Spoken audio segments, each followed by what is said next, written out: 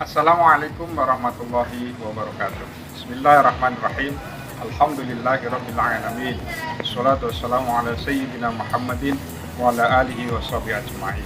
Amma ba'du, anak-anakku sekalian, siswa baru Madrasah Aliyah Negeri Kota Tegal tahun pelajaran 2020-2021. Pada kesempatan yang baik ini kami mengucapkan selamat bergabung dengan Madrasah Aliyah Negeri Kota Tegal, dan kami di sini akan menyampaikan materi tentang ukhuwah atau persaudaraan. Selamat mengikuti.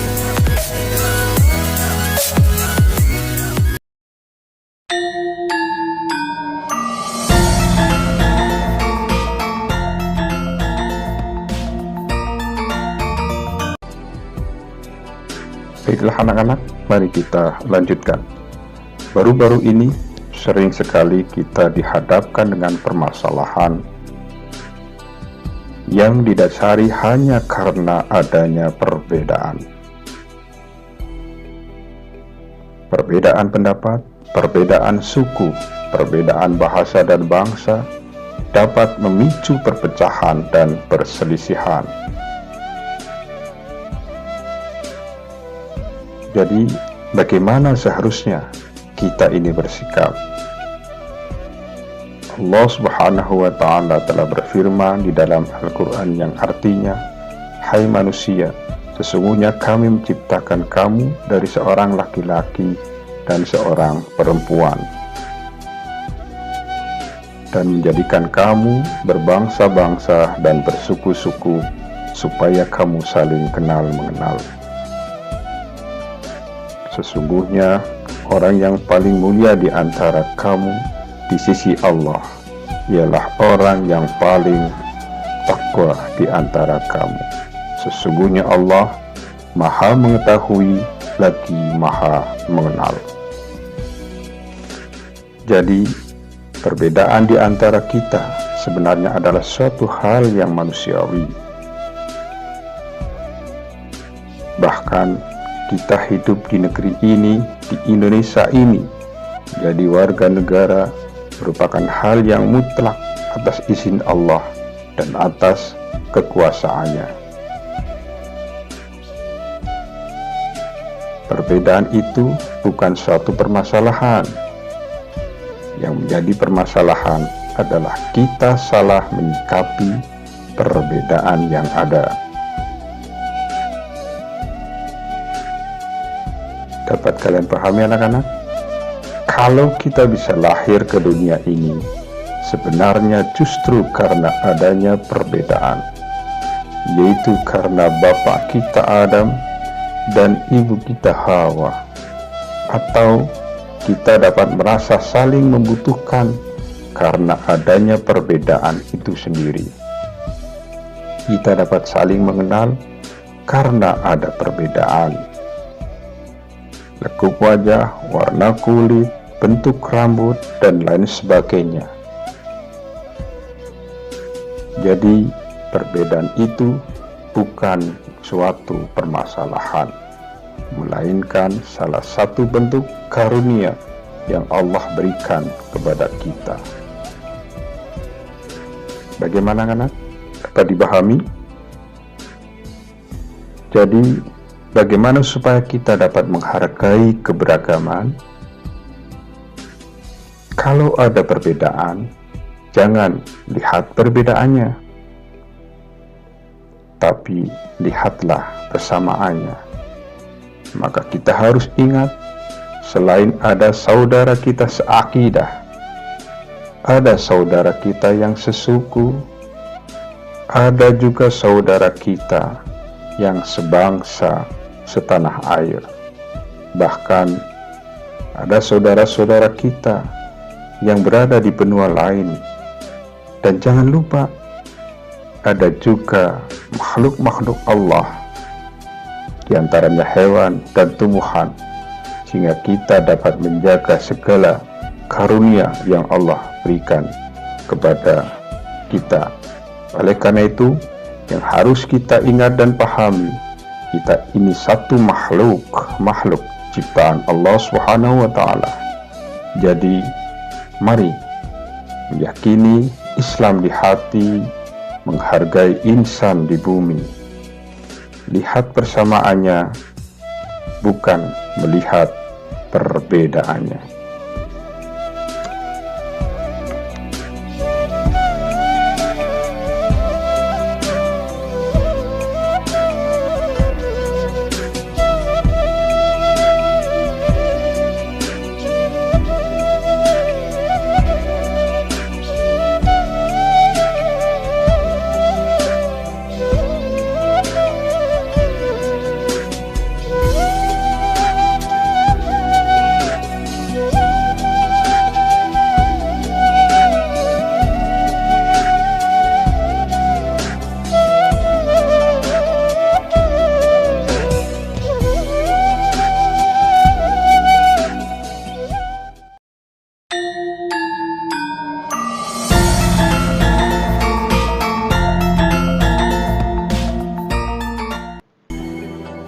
Anak-anakku sekalian, setelah kalian melihat tayangan tadi, selanjutnya akan saya jelaskan satu persatu tentang ukhuwah.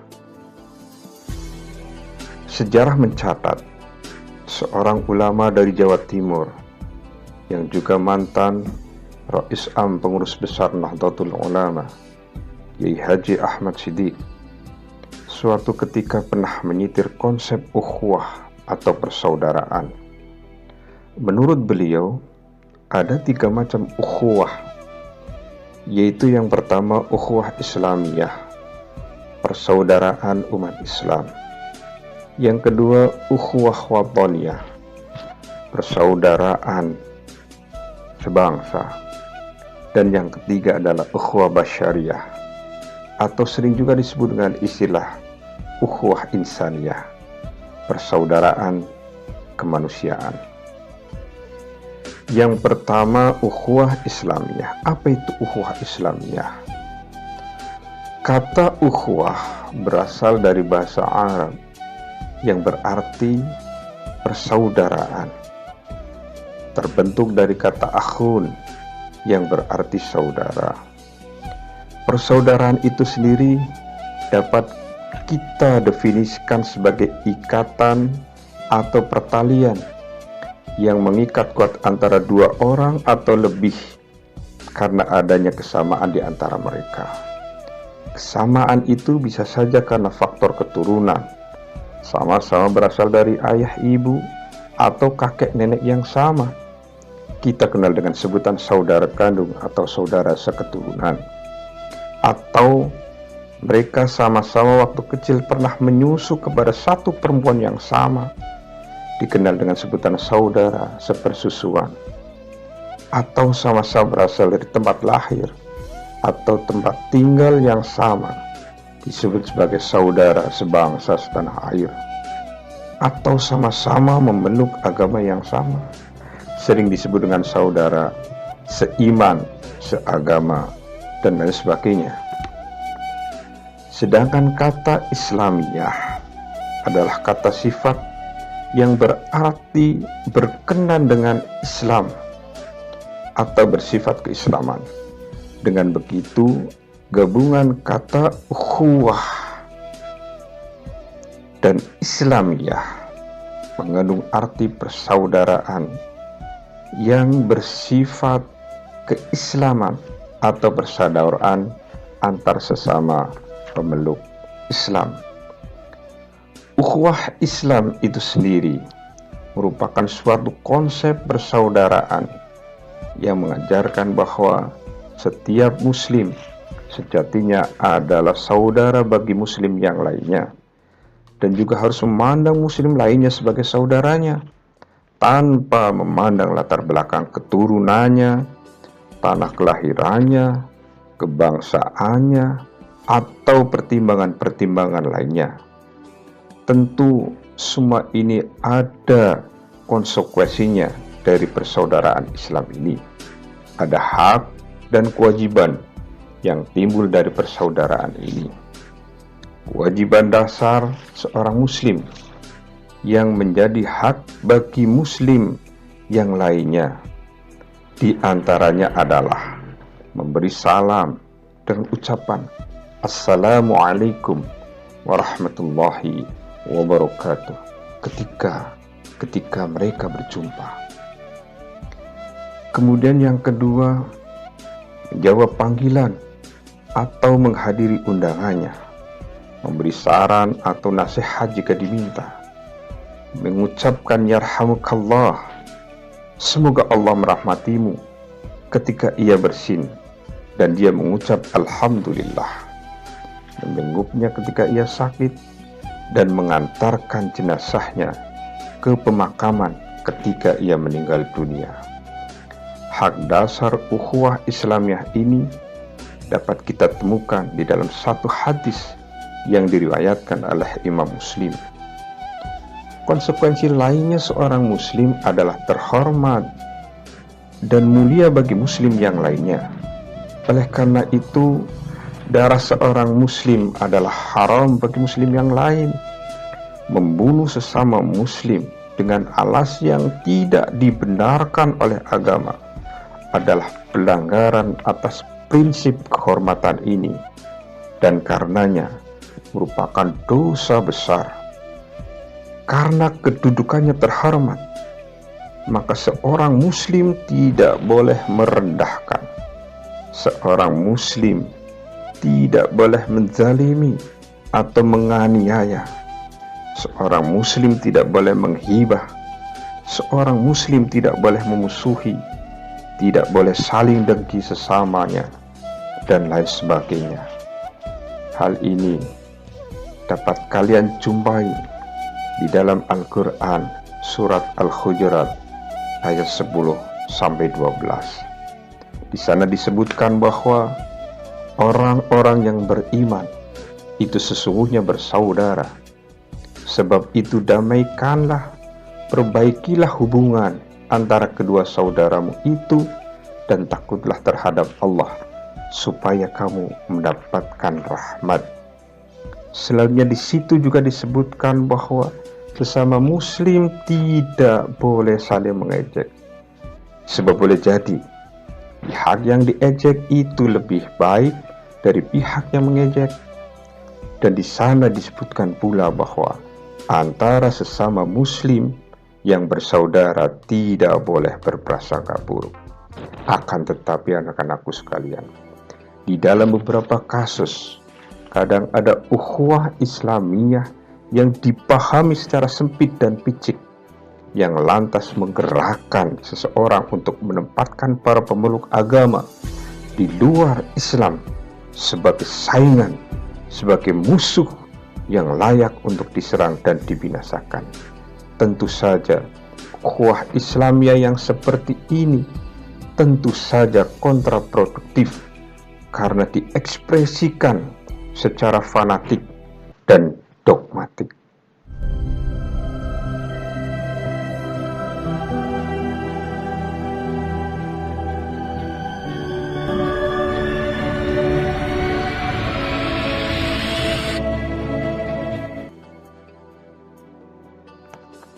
Selanjutnya yang kedua anak-anak, ukhuwah watoniyah.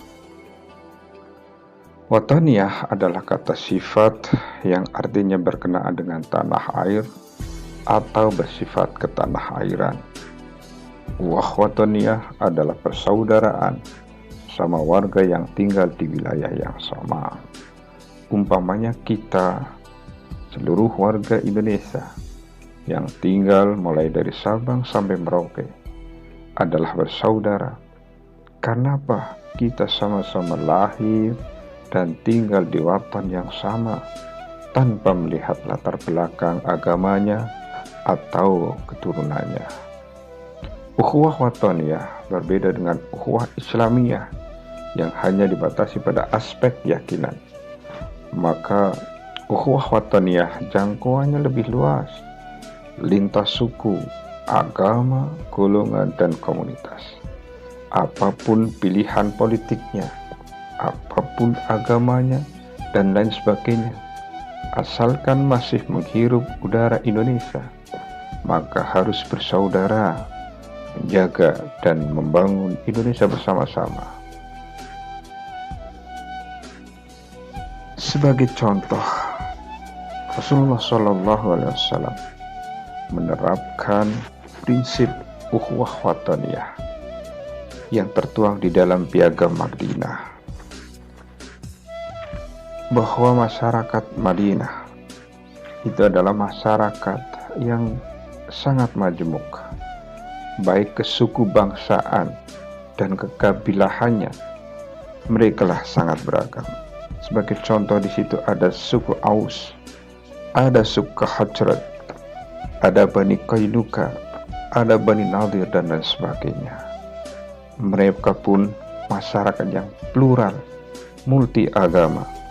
Ada penganut Yahudi, ada penganut Nasrani, dan ada juga orang Islam. Mereka yang berlatar belakang berbeda itu diikat dalam satu persaudaraan, yaitu persaudaraan ketanah airan, persaudaraan sama warga yang tinggal di wilayah yang sama, ukhuwah wataniyah, sehingga semuanya sama-sama berkewajiban mempertahankan Madinah sebagai tempat tinggal bersama, tanah air bersama, rumah besar bersama dari serangan pihak luar negeri.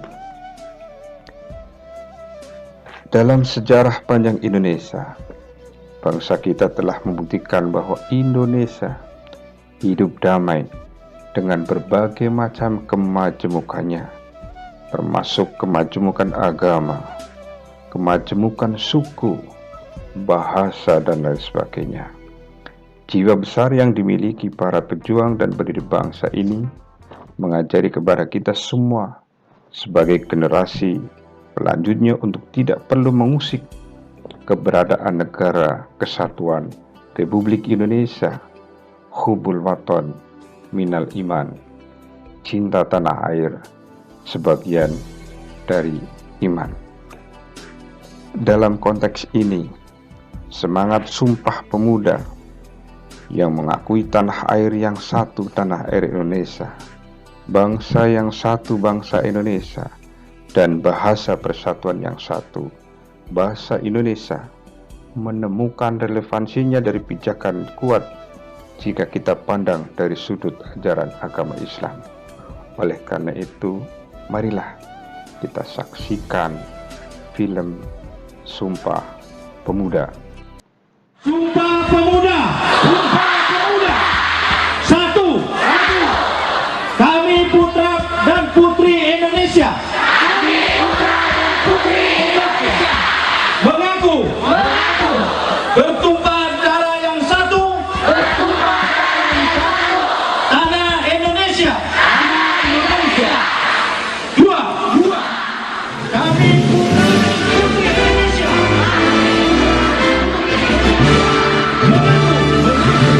Berbangsa yang satu. Bangsa Indonesia. Di Batavia tanggal 27 hingga 28 Oktober 1928, para pemuda itu berkumpul, mengucap ikrar yang dikenang hingga hari ini. Ikrar Sumpah Pemuda yang menegaskan cita-cita untuk bersatu, mendirikan sebuah bangsa, bangsa Indonesia. Kongres Pemuda kedua yang melahirkan Sumpah Pemuda adalah cikal bakal sekaligus tonggak utama dalam sejarah pergerakan kemerdekaan Indonesia. Pergerakan organisasi politik dan aksi massa yang dulu tak saling terhubung, akhirnya diikat oleh sebuah kesamaan imajinasi tentang sebuah bangsa yang merdeka, berdaulat, adil, dan makmur. Pergerakan Jong Java, Jong Cilebes, Jong Madura, Jong Sumatera, dan Jong-Jong lainnya tidak lagi terserak dalam gerakan-gerakan tanpa poros yang kuat. Di hadapan semua, sebelum merdeka, kita telah bermufakat menyatakan ikrar bertanah air satu, tanah air Indonesia, berbangsa satu, bangsa Indonesia, dan berbahasa persatuan bahasa Indonesia. Bukan sebuah ikrar biasa, bukan sumpah biasa, sebab setiap kalimat di dalamnya memuat impian besar tentang Indonesia yang satu, Indonesia yang tidak terpecah belah oleh perbedaan agama, suku, bangsa, dan golongan-golongan yang berbeda. Sumpah Pemuda adalah buah kesadaran bahwa pertama-tama kita adalah orang Indonesia, baru kemudian orang Islam, Kristen, Hindu, atau Buddha, orang Minangkabau, Batak, Jawa, Madura, atau apa saja.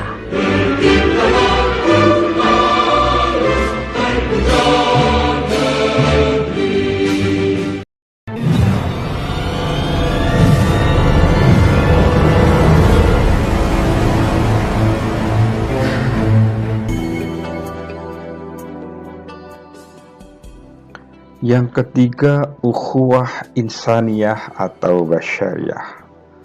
Di dalam Al-Quran Allah Subhanahu wa Ta'ala telah berfirman, A'udzu billahi minasyaitonir rajim. Ya ayyuhan nasu inna khalaqnakum min dzakari wa untha wa ja'alnakum syu'uban wa qabaila lita'arafu. Inna akramakum 'indallahi atqakum. Innallaha 'alimun khabir. Yang artinya, hai manusia, sesungguhnya kami menciptakan kamu dari seorang laki-laki dan seorang perempuan, dan menjadikan kamu berbangsa-bangsa dan bersuku-suku, supaya kamu saling kenal mengenal. Sesungguhnya, orang yang paling mulia di antara kamu di sisi Allah ialah orang yang paling takwa di antara kamu.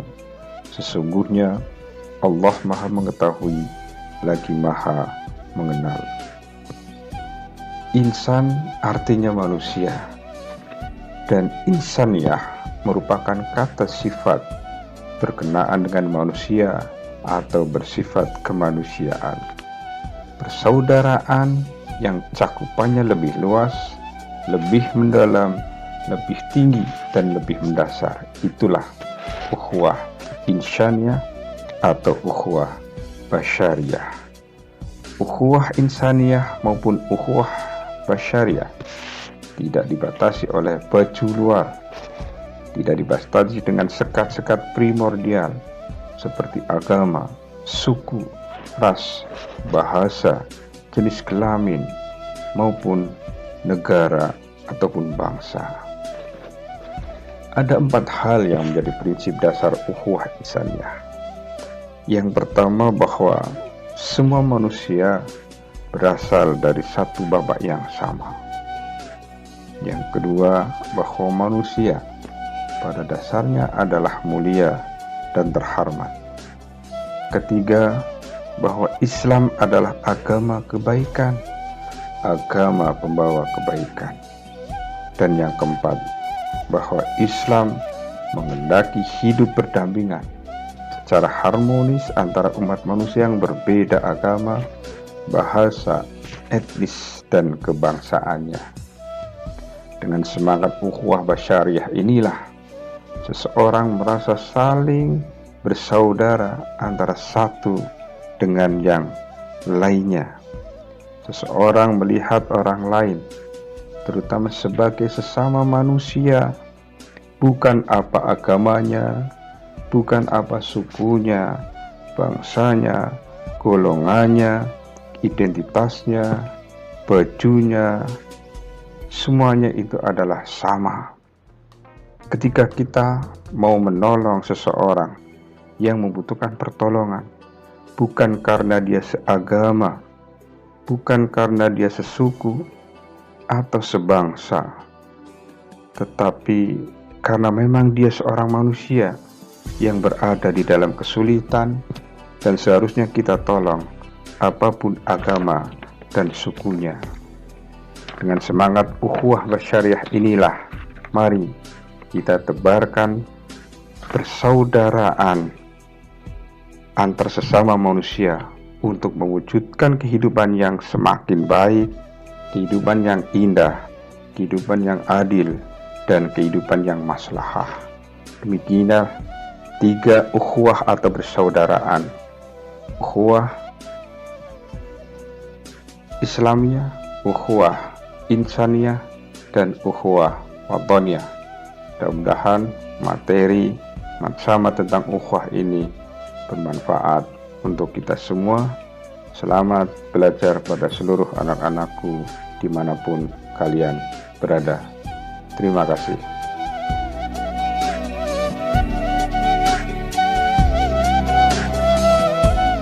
Anak-anakku sekalian, itulah materi Matsama tahun 2020-2021 tentang ukhuwah yang mudah-mudahan kita semua dapat mengambil hikmah dan mengambil pelajaran dari apa yang telah tadi saya sampaikan. Billahi taufik wa hidayah. Wassalamualaikum warahmatullahi wabarakatuh.